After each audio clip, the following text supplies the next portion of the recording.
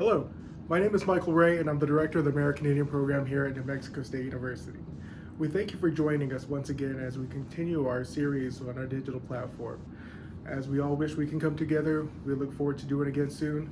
But until then, thanks for joining us, and we wish you a good day.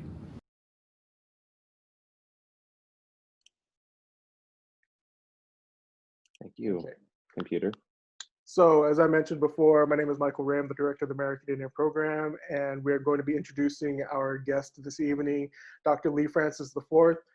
As I get to say, Lee is one of those guys that, when we saw each other a very long time ago at NMSU Grants, it was like, yes, somebody else that speaks with their hands and has a lot of emotions, you know. So it's one of those awesome times that we've been able to see each other very back far then and still continuing to some of the events and endeavors that we're doing nowadays. So with that, he can probably introduce himself a lot better than I can introduce him, as much as of a hype man that I can be. Dr. Lee Francis IV. Michael, thank you so much. Gwati hapa, tawacha washrap, wahindome Lee Francis, washesh kawekame, eve medicaname, washesh hapani washchi. Good afternoon, everybody. Dr. Lee Francis, my family's from the Pueblo of Laguna, from the village of Huari, Huichi, and we call it home. My clan is Little Oak from my dad's side, up through my grandma, which is where she comes from, and my mom, Americana, from as I'd like to say, the Pueblo of Missouri. So she's all, so I got that mixed type of thing. I am the executive director for WordCraft Circle of Native Writers and Storytellers. I am the founder of the Indigenous Comic-Con. I am the owner and proprietor for Red Planet Books and Comics. And what else do we do? Native Realities Publishing. So, my work and my role really, and I think why Michael and I are connected and how I've been connected with NMSU for a number of years, going back, really began, out of education. I actually started in my 20s teaching at Laguna Acoma High School. I was there for a number of years. I was there for about 10 years, working with students through various realms, starting from the high school side, then moving to after school programming, then moving into higher education and doing higher education transition work. And then my kiddo was born, and I moved back into Albuquerque to be closer to him. I worked at NACA for a while, and then pursued my PhD in education, educational leadership, and school improvement at the University of or at Texas State University in San Marcos, Texas, which I did in 2015 or 2014. I was trying to think about that. So as I see my giant face on here, forgive my quarantine beard. We're all kind of growing it out these days. Because that's what, at least I'm wearing pants. That's all I'm saying. At least I'm wearing pants. So, thanks for showing up. I'm going to talk a little bit today. I got a PowerPoint that I'll sling for you. And I know we're kind of all like zoomed a little bit. So it's going to be a little bit of storytelling. And I'm just going to kind of go through really the ways in which, a reframing of the ways in which we look at natives in pop culture. And I want to start this, and it's going to be a touch controversial. And I want to make sure that I'm very clear when I kind of move into this in the ways that our communities as Native folks have been, affected by colonization and what has happened with that, and how colonization doesn't happen independently. It's not just, people invading and storming. That's just a whole bunch of killing. We know that happened historically with our folks as well, right? Like, tribes, assumed each other, and people stole each other, and people moved in different places. We know that took place historically. But colonization in of itself is much more targeted, direct, and insidious, because it's not just that imperialism. It's not just a conquering of a people. It's a conquering and then a subsuming of the various aspects of the soul. And it's various aspects of the mind, the body, the spirit, the soul. So all of those things come together. And so that's what I have looked at for a number of years, especially coming back from my education background, that it was really where it came into play was because I started looking at what my students in the classroom had in terms of what they could read and what represented them, and there was so very little that I saw. There was like a couple of like native written kids books, some picture books, a lot of picture books written by non-native folks. And then there was this sort of huge gap of like, there was not a lot of middle grade readership. And then it just jumped right into adult Native literature, right? So that's like Louise Erdrich, Scott Momaday. I mean, that's a huge leap. And so there wasn't a lot in this middle ground where you really begin to develop literate readers and people that really enjoy reading, because that's a big component. I love reading. I enjoy reading. I enjoy, literature and science fiction, all the rest of that.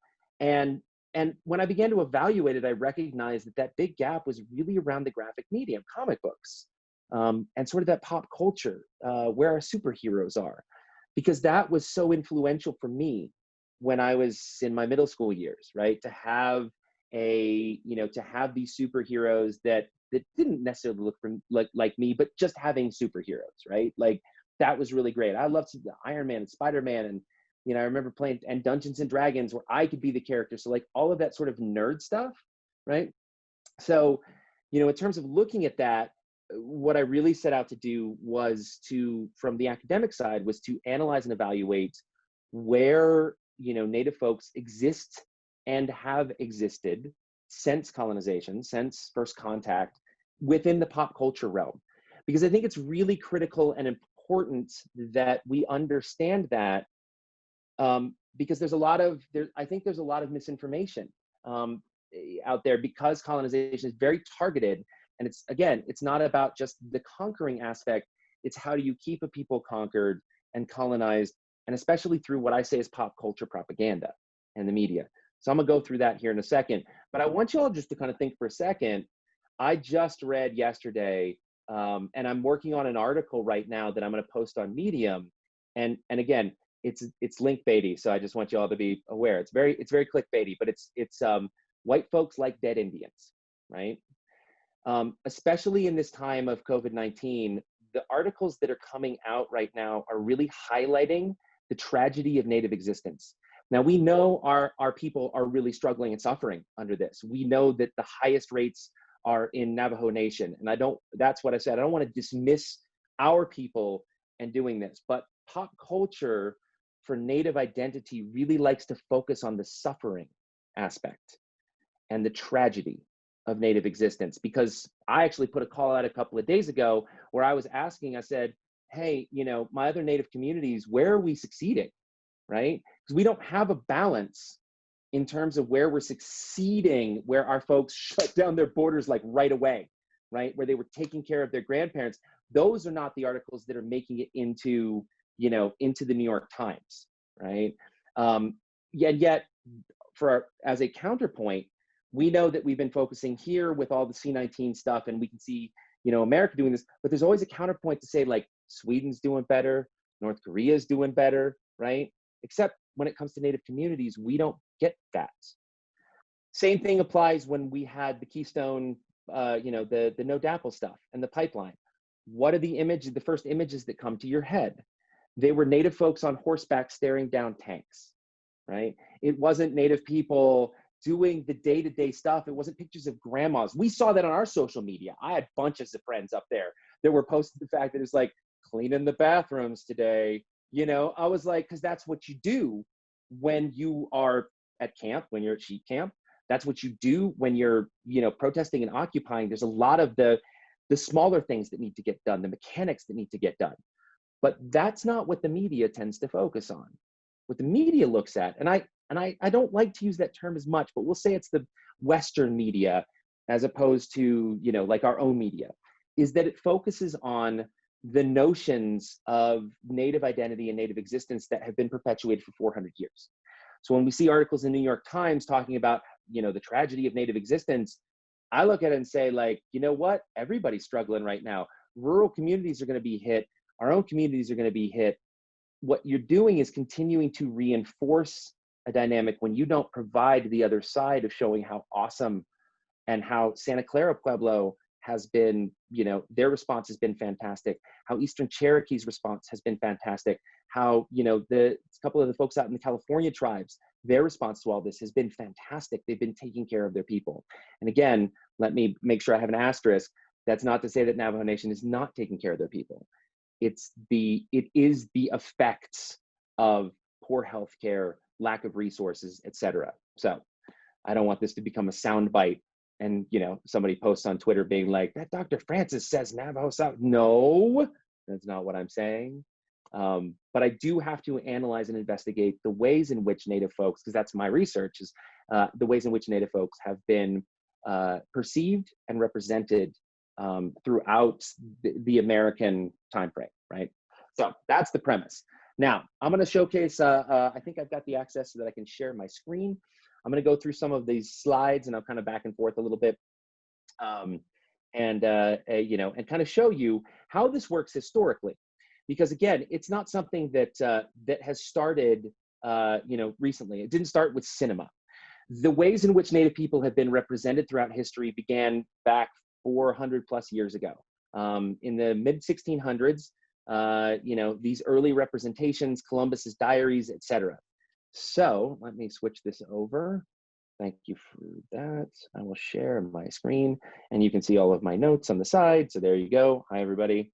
Here we go. I think that's, can you see everybody's got the slide? Thumbs up. Yeah, we can see that on the front. Perfect. It's sad because I'm like, I feel like I try to be a you know, a technophile. Like I was like, I know technology, but then I was just like, is this actually working? I don't know anymore. I feel like a dad these days. Anyway.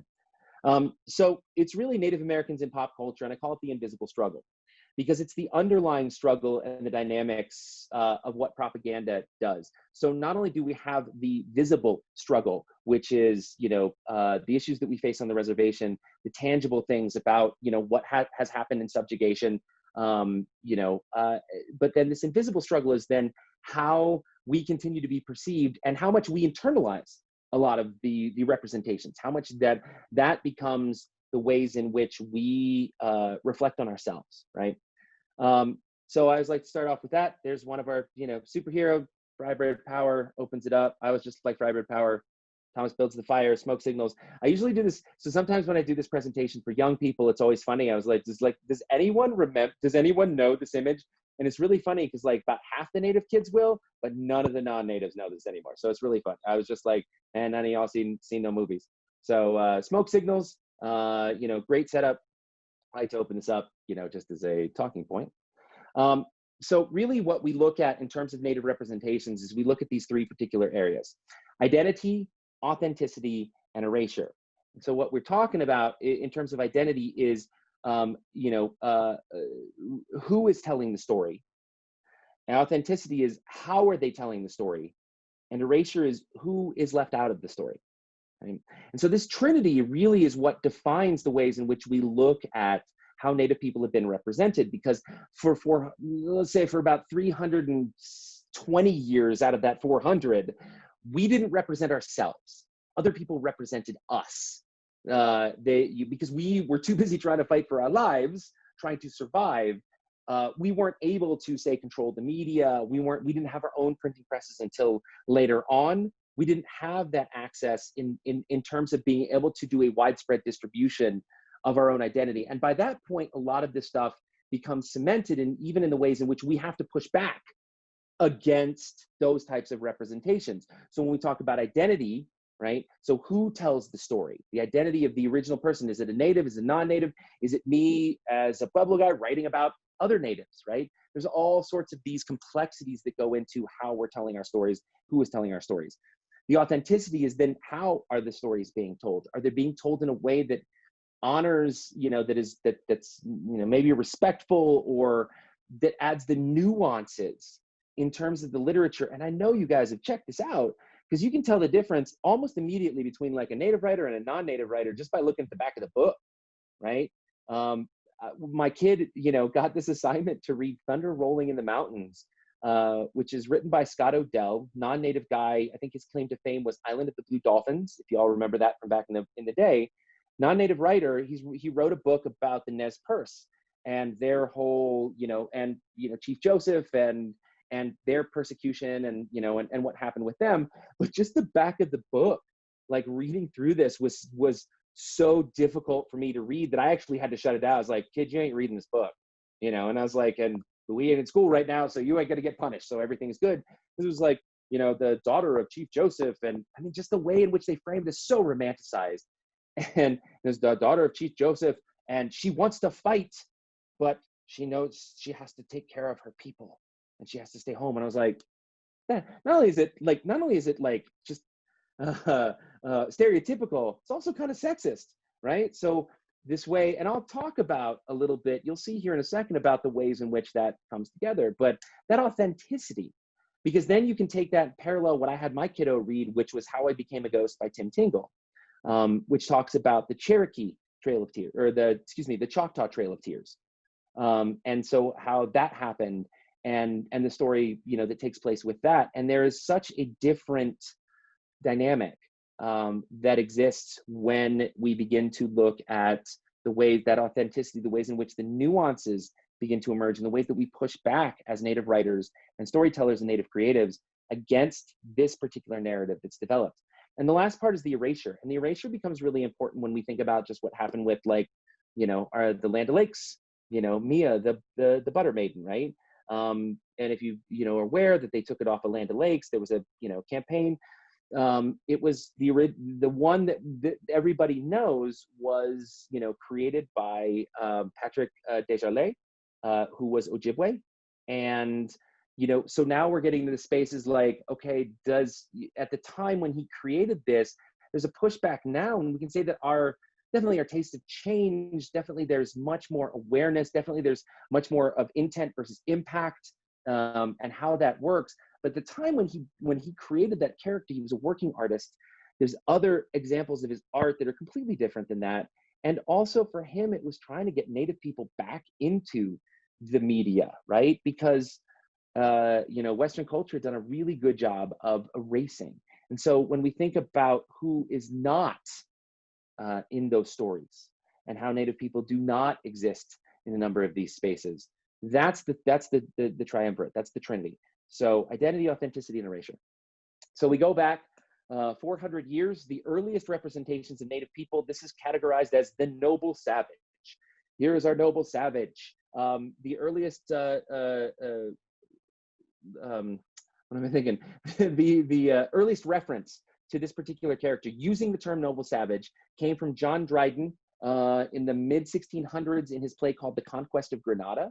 And what it did was it set out the archetype for how the noble savage would be the parallel or the counterpoint to the English characters in this space. And the noble savage being the one that, here they are, they're, the English always established nobility, so that way they could do treaties and etc. So they had to establish a nobility. And so the English establishing this nobility here, but also the savagery, right? The romanticized, the Gothic era, the romanticized notion of the Americas. And so when we see this come in, we see this early in the Columbus diaries, and then we see these linotypes, these artistic interpretations of the noble savage begin to develop. And it's always as this counterpoint. The English, the lazy English rapscallion, possibly the hero, but it's the hero's journey, doesn't know he's the hero yet. It's like, look, you terrible English guy, the noble savage acts better than you do. You should act like him, right? So it was always used as this counterpoint. So Native folks is an object, not an identity, but not a true representation of Native identity, but one that was always in counterpoint to English, French, American, so colonial identity, right? And as you can see in some of the spaces, you see some of the representational images that we deal with today. First and foremost, you have the headdress on the top, right? So colorful headdress that moves into a particular space. Not to say our folks didn't wear headdresses, not to say that they didn't, but it becomes the archetype. So when we think about how the archetypes are established 4 centuries ago, if you think about Pueblo folks, we don't do that. Our Navajo religion, they don't do that. California folks have a whole different concept of the way that works. So, but it establishes it very early on. You also see some of the other things. I love the parrot on the finger, right? So this, this identity with nature, and how, this sort of naturalized existence. Here's a parrot on my finger, and I can talk to animals. And you see this a lot moving forward, like I'm going to throw a spirit wolf into battle, or I'm going to have, the birds flock around me because I'm so into nature, right? So this is an archetype that's established. Something that the kids point out is the tattoos. So whether, historically, traditional, representational, a lot of what happens is we see that more as not a historic representation, although we can gain some history from that. We see it as a savage representation because the English didn't tattoo themselves. So we have to show the tattoos. So that way we know that this particular character, the noble savage, is, you know, somebody that like is, you know, so they scar up their bodies, even though we know that there's traditional value to that. There's beliefs, there's spirituality, there's things that go into that from our ancestors and the ways that we work that did not come out in this type of interpretation. You can also see the, I'm just going to say my favorite part is like, this dude is ripped, definitely not wearing pants. So he is just digging in on the quarantine time. That's all I'm saying, right? Always a loincloth, but I mean, it's a six-pack. I make the jokes to the kids. I was like, I've never looked like this in my life, even when I was a student athlete. I've always been, you know, I'm like a tall Pueblo, but I've always been like what my dad said. I'm just, you know, round and brown. So that's how it works in our household. These guys always look like this. Now, there's been some interesting conversations because I always like this interpretation of it, and I like to make the joke about it. But we can talk about the fact that our folks prior to colonization and prior to commodity food and food deserts and all the rest, you know, had a much leaner physique, as did most people at the time, right? So, you know, this sort of like physicality. However, there again, in most of these representations, there is a historical precedence, but the way that it's used to be represented in terms of popular media, in terms of the propaganda, it's used to highlight masculinity. It's not used to highlight the historical, this is not a historical objective representation. It is to showcase that the noble savage is more masculine than masculine. And the reason why is because when you start to dive in to somebody that's going to colonize and somebody that's going to conquer, you're going to conquer all the small chubby ones? You're going to conquer all the skinny ones? No, you want the biggest, baddest dude, and you want to show that you beat the biggest, baddest dude. And so you have to do that in your media. The last part that always gets me is the bow and arrow, which has been so identified with Native folks. Obviously, a long-range weapon. It's very interesting because we don't showcase the English longbow, which is one of the most, you know, powerful and formidable weapons for hundreds of years. We'll always identify the Native folks with it. Native folks throughout history and true historical representations, when they got their hands on actual armed weaponry, guns themselves, they were deadly, they were accurate, and they were amazing. Problem is we didn't control the means of production. So at a certain point, we just didn't have the resources, the bullets, right, to be able to continue to use that. However, whenever it's represented with the noble savage, it's always like, I will use my trusty bow. I will not use the white man's devil weapon, right? And that's when we start to get into the problem. And in terms of these representations, it's not that we didn't use bow and arrow. It's not that we didn't have this, but it's the only go-to that we see. You never see the accurate representations of war clubs or knives or hatchets or various arrows. You see some tomahawks because I think people like the name, you know, but you don't see a lot of the actual representations. And there are so many incredible historical representations. Native folks as, you know, squadron commanders with rifles and et cetera. So this is one of my biggest pet peeves because this is always the default. Whenever we think about the noble savage, they always go back to using the bow and arrow. Now, Native women, you know, all you ladies out there, holla. We don't want to leave you out because we have the same variation, but we call her the Pocahontas. So in this particular space, with the Pocahontas, we can see the variations, a lot of what we see around this idea of womanhood. She's very full-figured, very buxom, right?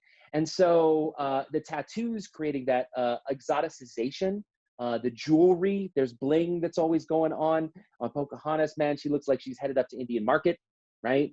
You know, and the off the shoulder too, right? So this particular character. So what we see historically is these representations, and I always point this out because I think people don't quite understand how we get into this modern age of missing, murdered Indigenous women, is the fact that we have established a tone and tenor for Native women of being objectified for 400 years. And as much and as powerful and as much as I love to give credit to our Native actors and the folks that are doing this kind of work for Pocahontas and our models, they're doing some awesome work, you can absolutely see the difference. Look, she's got the sling over one shoulder in the historical one, same thing with the Pocahontas on the front, right? You can see these representations, you can see these images. She's got the tattoo, her hair, literally, if you go back and watch it, I used to teach it, her hair is always blowing in the wind. There is never a moment in that movie where her hair is not blowing with the colors of the wind. I'm not kidding. It was one of the things that the students and I finally recognized. We're like, dude, is her hair, like, does she have like a personal wind machine off camera the entire time? And so she's got this flowing the entire time. And what it does is it sets up, well, we have the noble savage as hyper masculinization. What we have for the women, the Pocahontas version of this is a hypersexualization and an exoticization and an eroticization. And it does, for me, very much create a direct line from where we started to where we are today. Now, some of the other research that I've done for a comic book that we created called Ghost River, which tells the history of the Conestoga Massacre in 1763, we can look at the earliest representations of Native women in colonial media. And what it basically shows, and I'm sorry I don't have a slide for this, but it shows Native women essentially as whores, right? They are enticing the Quakers to do their bidding and trade arms and armor, and they're always low cut or topless, right? So we can see these representations for Native women. This is not by accident. This is even less historical representations than we see of the Native men. What we see is this idea of this objectification. We also see this idea of motherhood, because we also have to overlay all of that with the fact that Native women were used the same way the noble savage was, to showcase to English women how to behave. Look, these Native women take care of their kids. They stay home, just like I was telling you with thunder rolling in the mountains. I want to fight. No, you have to stay home and take care of your menfolk, right? And so Native women, and we know many Native women were fierce warriors. And not only did they do all of this, but they were also stabby, right? Like, they were straight up, like, you didn't get it into their face. So we see that as well. And so as we're seeing these historical representations, this is very important. And I think that it showcases the beginning and the early interpretations of how this moves from historical representations to propagandic representations, and then what has an absolute deliberate impact and a verifiable impact within our own communities in the modern space. When you objectify people for so long, it's much easier for them to be offed, murdered, and missing. And so we see that with Native women. So I draw this all the way back. This is not a new phenomenon with Native women.